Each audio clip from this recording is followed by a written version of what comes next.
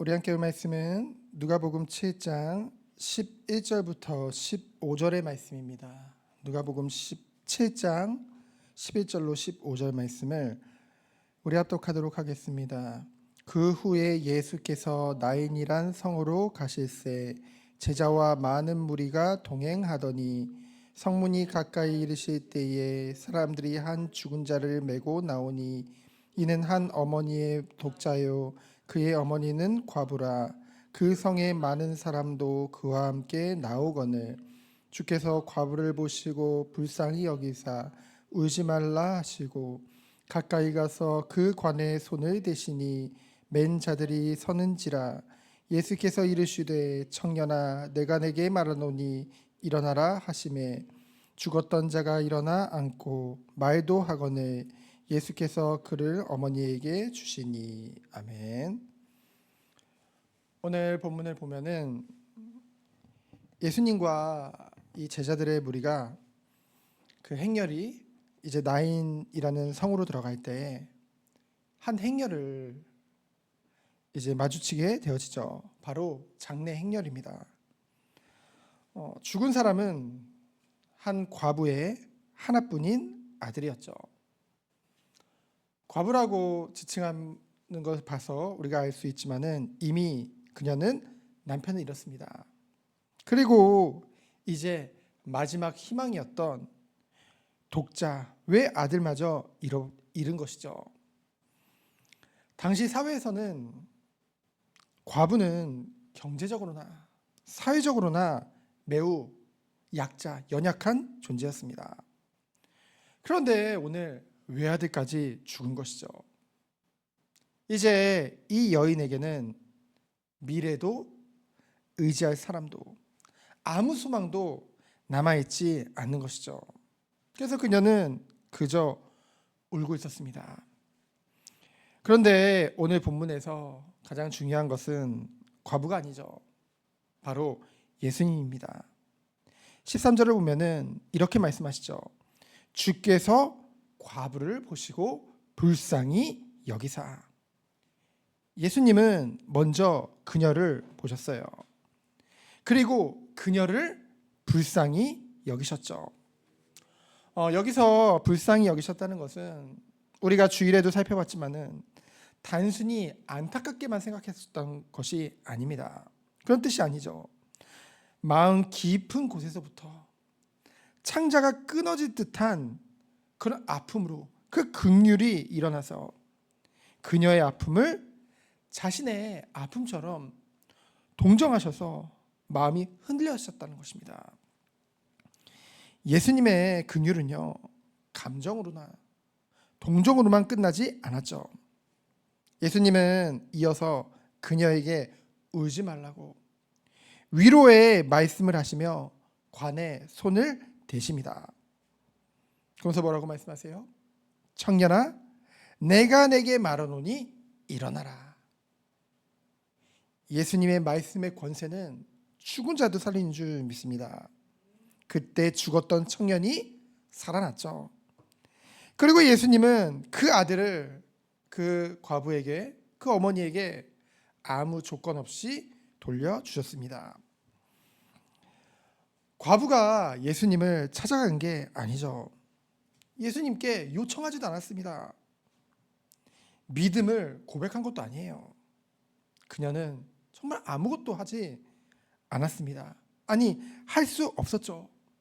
왜냐하면 정말 모든 것이 무너져서요. 아무 소망 없이 그저 울고만 있었기 때문에. 그런데 예수님께서 그녀를 찾아오신 거예요. 그리고 보셨죠. 불쌍히 여기셨습니다. 그녀가 평소 하나님을 잘 믿어서일까요? 경건해서일까요? 아니요. 성경에는 그런 기록이 전혀 쓰여 있지 않습니다. 그저 주님께서 그녀를 불쌍히 여기신 줄 믿습니다. 예수님께서 말씀하시니 그 아들에게 생명이 주어졌죠. 그리고 잃어버린 것을 과부에게 다시 그 아들을 돌려준 것입니다. 모든 것이 전적인 하나님의 은혜였죠. 여기서 우리는 우리가 받은 그 구원의 은혜를 보게 되어집니다. 성경에서는요, 우리를 죄로 인해 이미 죽었던 자라고 말씀하고 있습니다. 이미 죽은 자라고 말하고 있죠. 우리는 스스로 결코 하나님께 나아갈 수 없었어요. 이 하나님과 우리 사이에 죄라는 그것을요, 그 죄의 문제를 결코 스스로 해결할 수 없었다는 것이죠.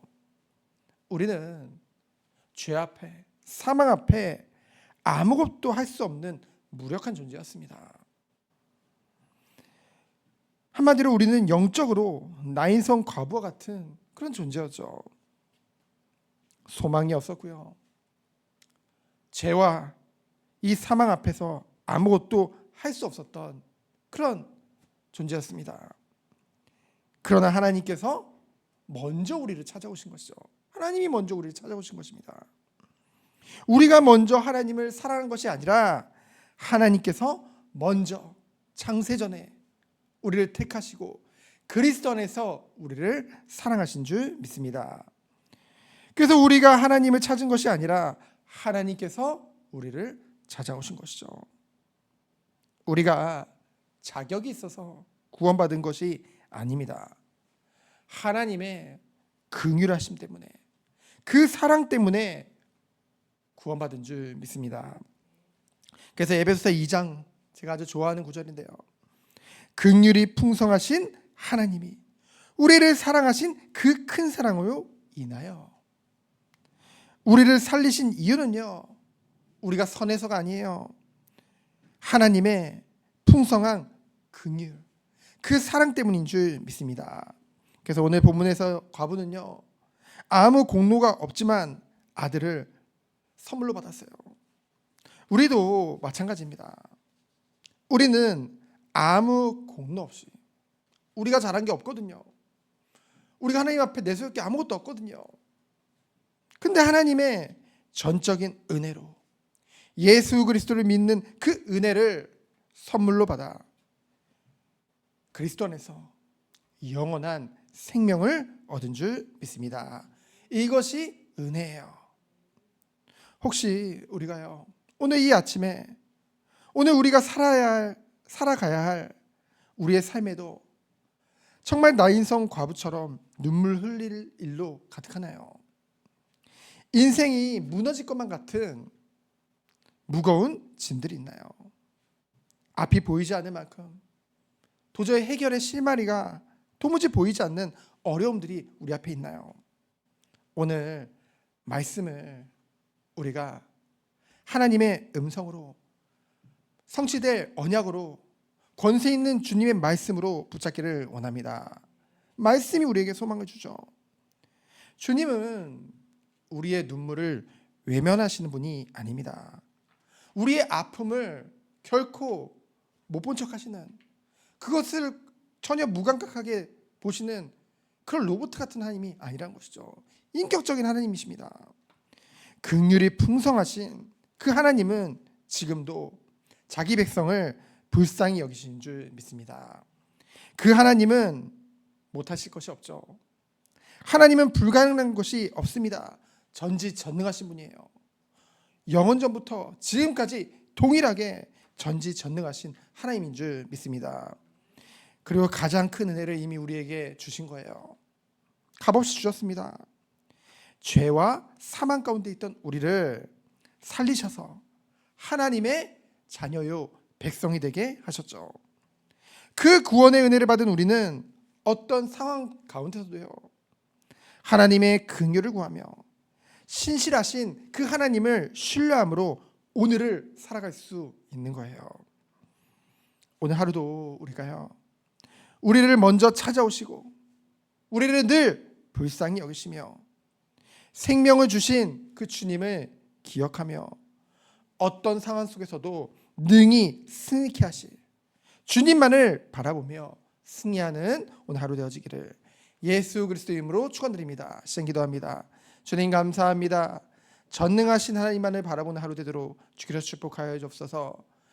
아무것도 없는 것 같지만은 완전하시고 모든 것을 하실 수 있는 하나님이 우리와 함께 계심을 믿고 오늘도 세상 가운데 넉넉히 승리케 하실 주님을 바라보며 믿음의 발걸음을 내딛는 우리 모든 성도님 되도록 주께서 축복하여 주옵소서. 특별히 수요 예배 있습니다. 오늘도 예배를 통해 하나님 앞에 나아가는 시간 되도록 주께서 축복하여 주옵소서. 살아계신 예수 그리스도의 이름으로 기도합니다. 아멘.